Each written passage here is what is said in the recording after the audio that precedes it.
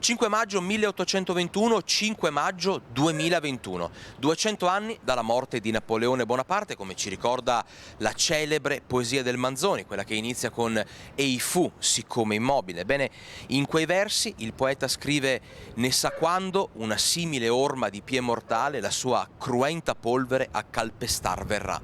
L'orma, anzi le orme del passaggio di Napoleone Bonaparte qui a Bassano sono ben visibili sulla parete dell'edificio alle mie spalle, crivellato dalle palle di cannone nella guerra franco-austriaca del 1809. Ma è nel 1796 che le strade di Napoleone e Bassano si intrecciano in maniera profonda, quando durante la prima campagna d'Italia il generale francese inseguì l'esercito austriaco lungo la valle del Brenta e sconfisse il feldmaresciallo proprio nell'ormai famosa battaglia di Bassano.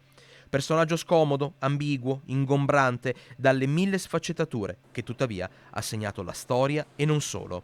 E di come il passaggio di Napoleone qui a Bassano abbia influenzato anche dal punto di vista culturale, lo si capisce passeggiando per le vie del centro, guardando le vetrine di Palazzo Roberti, dove proprio Napoleone Bonaparte ha dimorato per ben 2 volte nell'autunno del 1796. E chissà se nelle stanze del suo soggiorno bassanese, guardando il Brenta, Napoleone abbia anche solo lontanamente immaginato che le sue tracce sarebbero state tramandate nei secoli in opere teatrali, liriche, dipinti, sculture e cinema, dove ad oggi detiene il record di personaggio storico a cui sono stati dedicati più film e serie TV, ben 700.